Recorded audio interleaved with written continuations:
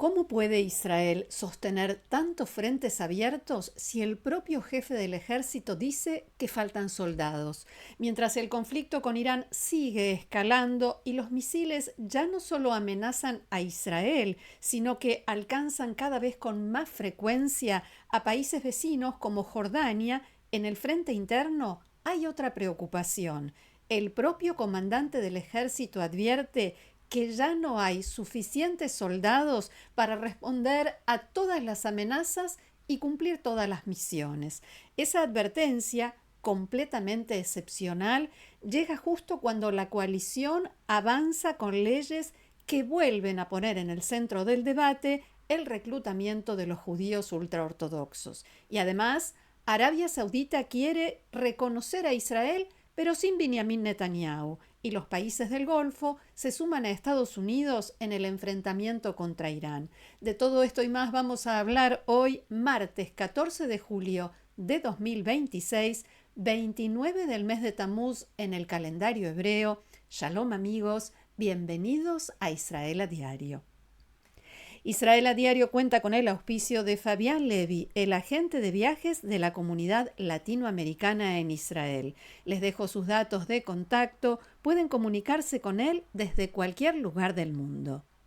Una vez más, comenzamos con información que no entró en las primeras planas de los diarios porque sucedió esta noche, esta madrugada, tercera noche consecutiva de ataques estadounidenses en el estrecho de Hormuz, y los iraníes responden incluso a esta hora. Se podría decir que más de lo mismo, sin embargo, en esta ocasión el ataque atribuido a Irán contra dos buques petroleros emiratíes que transitaban por el estrecho de Hormuz cerca de la costa de Omán causó la muerte a un tripulante y heridas a 6 miembros de la tripulación de una de esas embarcaciones. El Ministerio de Defensa emiratí publicó en la cuenta oficial de la red social X que los Emiratos Árabes Unidos se reservan su pleno derecho a responder a esta escalada y a tomar todas las medidas necesarias para proteger su territorio y a sus ciudadanos y residentes. La respuesta estadounidense comenzó apenas unos minutos después de que el presidente Donald Trump asegurara en una entrevista que iba a golpear muy duro a Irán esta misma noche, en sus palabras. Vamos a verlo. Bueno, creo que está yendo muy rápido. Hemos destruido su ejército. Los estamos golpeando muy fuerte. Tuvimos un acuerdo ayer o anteayer. Todo estaba hecho. Y luego rompieron ese acuerdo de inmediato porque descubrieron que había algo en el trato que no les gustaba. Y ellos piensan de manera diferente. Y no lo vamos a tolerar. Simplemente vamos a seguir adelante. Los vamos a atacar esta noche. Vamos a eliminar toda su capacidad para cualquier cosa relacionada con el estrecho de Hormuz. Y creo que al final terminaremos descontrolando todo esto. Mientras tanto, el precio del petróleo sigue escalando y seguramente por eso y a pesar de todo lo anterior, Trump dijo que no descarta la posibilidad de llegar a un acuerdo con la República Islámica. ¿Ha llegado usted a la conclusión de que no será posible alcanzar un acuerdo negociado? No llegué a esa conclusión, pero esta noche los golpeamos fuerte. Tenemos muchísima munición, cifras récord en años, y seguiremos golpeando duro para ver qué sucede. Pero estamos eliminando toda su capacidad ofensiva, y estamos controlando los estrechos. Estamos restableciendo el bloqueo. Y es un bloqueo que no es para nadie más que para Irán. En otras palabras, cualquiera que haga negocios con Irán no podrá pasar. Todos los demás podrán pasar. Como decíamos, la contraofensiva iraní apunta no solo a países del Golfo, sino también a Jordania, y lo cierto es que Estados Unidos se ha dejado arrastrar por Irán a una guerra de desgaste que no está claro cuándo finalizará, ni mucho menos cómo. Para los iraníes esta es una situación muy conveniente, especialmente porque, como decíamos, el precio del barril de petróleo sigue aumentando y ese es el factor que más influye en las decisiones de Donald Trump. Como para no dejar lugar a dudas, Trump notificó oficialmente al Congreso que se reanudaron las hostilidades con Irán en una carta enviada a los líderes parlamentarios y obtenida por The New York Times. Trump informó que las fuerzas estadounidenses lanzaron ataques defensivos contra objetivos dentro de Irán desde comienzos de esta semana y también volvió a imponer el bloqueo del estrecho de Hormuz a partir de las 11 de la noche, hora de Israel. La Armada estadounidense anunció en un comunicado que el bloqueo se va a aplicar a todo el tráfico marítimo que parta de Irán o se dirija a uno de sus puertos, independientemente de la bandera que lleve cada uno de los barcos, y que las fuerzas estadounidenses harán cumplir el bloqueo naval en todos los puertos y zonas costeras iraníes, atención, incluidas las terminales petroleras.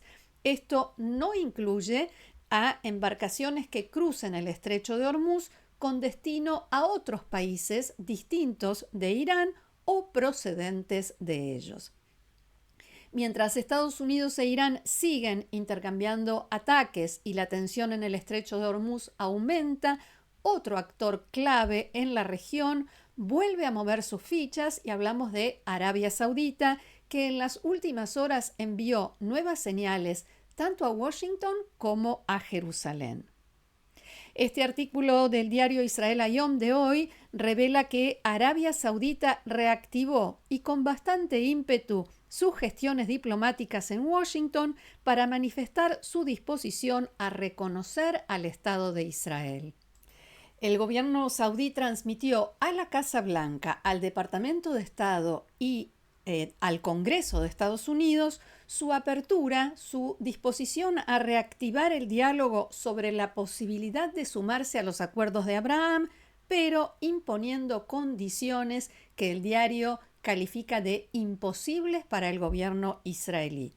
Las dos condiciones centrales de Riad son que Benjamin Netanyahu sea reemplazado, que ya no sea el primer ministro después de las elecciones del mes de octubre, y la anulación inmediata de todas las medidas territoriales y políticas aplicadas por este gobierno en Judea y Samaria durante los últimos 3 años. Según Israel Hayom, a lo largo de la guerra, Arabia Saudita intentó negociar el reconocimiento oficial de Israel a cambio de concesiones territoriales y de un compromiso explícito del primer ministro Netanyahu con la creación de un Estado palestino en el futuro, demandas que Netanyahu rechazó.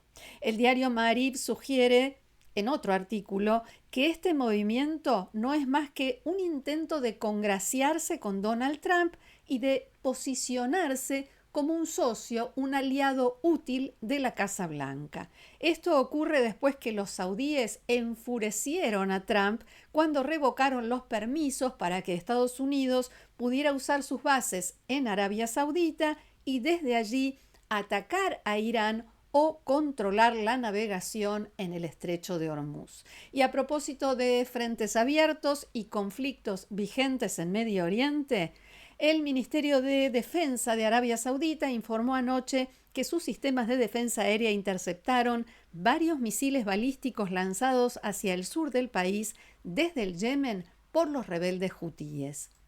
Según medios yemeníes, los hutíes dispararon misiles hipersónicos, y siempre lo dicen, incluso cuando no son este tipo de misiles, contra las bases aéreas Rey Khalid y Prince Sultan, en respuesta al presunto bombardeo saudí contra el aeropuerto internacional de Saná, controlado por los rebeldes hutíes. Horas antes, los hutíes acusaron a Arabia Saudita de atacar el puerto de Saná para impedir el aeropuerto, de Saná, para impedir el aterrizaje de un avión que venía desde Irán. Según medios iraníes, el avión fue desviado y aterrizó finalmente en el aeropuerto de Al-Judeida, también bajo control hutí. Según el canal Al Masira, afín a los hutíes, el avión iraní transportaba a varios pasajeros enfermos y varados, además de una delegación oficial yemení.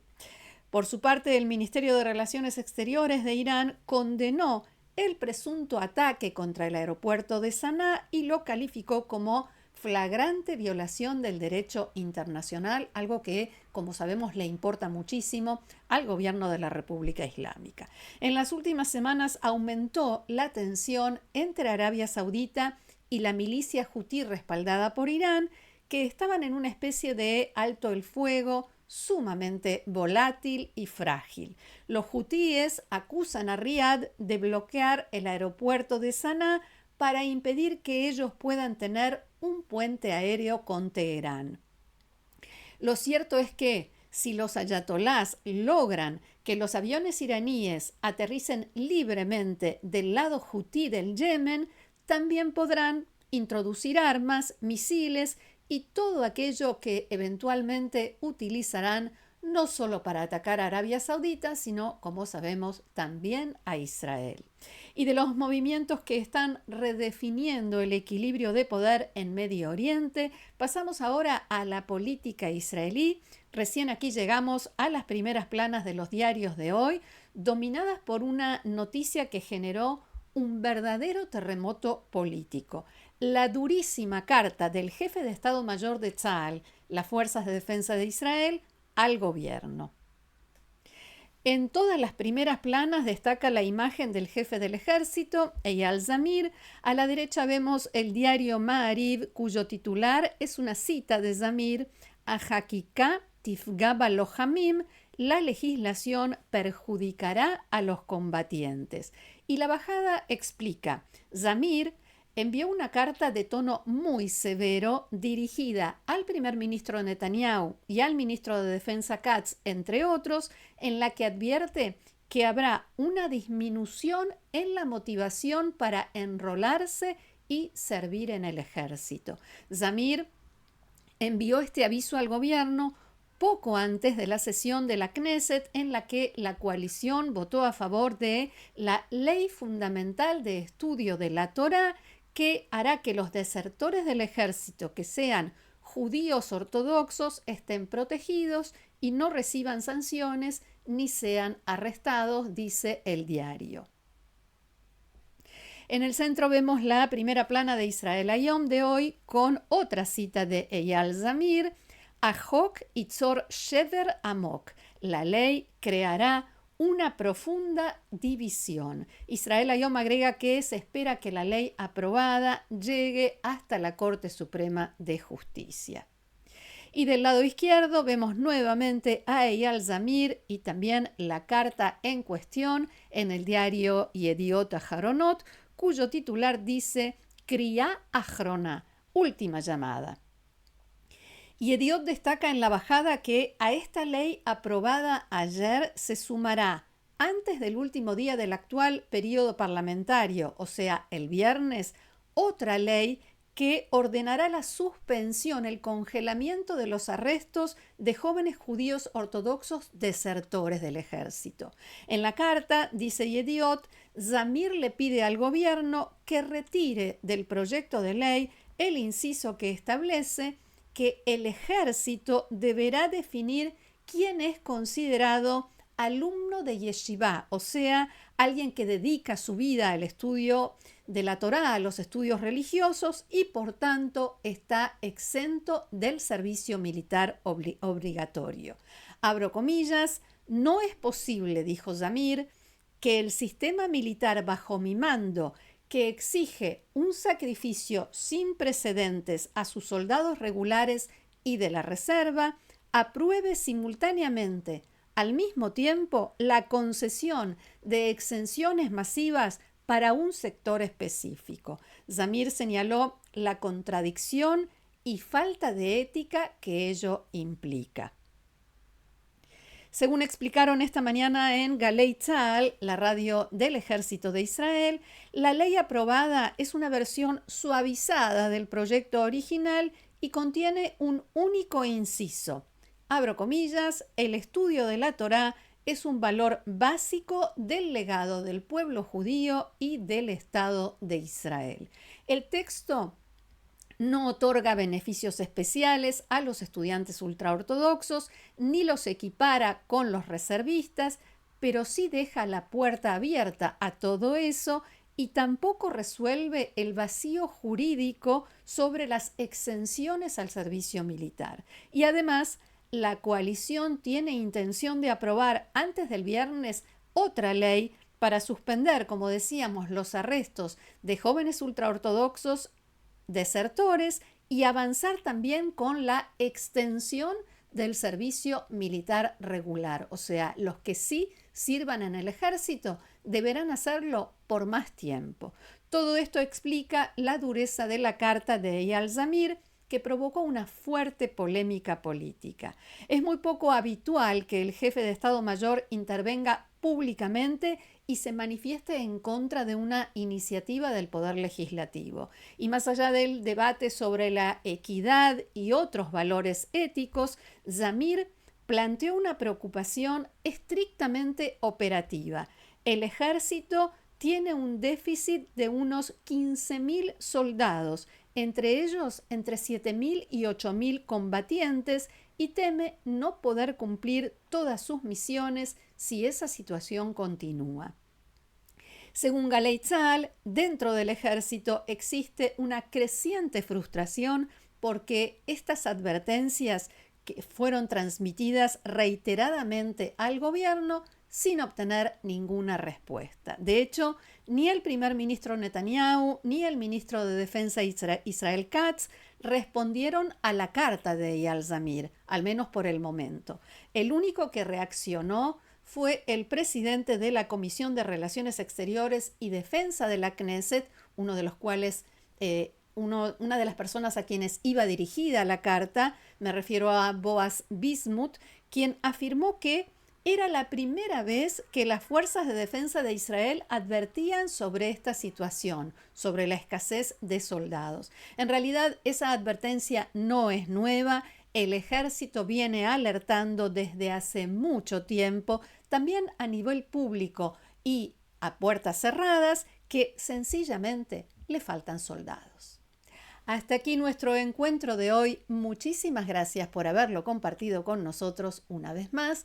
Los invito, como siempre, a seguirnos en el canal, a compartirlo, difundirlo, a suscribirse y a formar parte del grupo de Amigos de Israel a Diario, haciendo clic debajo de este video donde dice unirse. Gracias nuevamente, que tengamos buenas noticias. Shalom.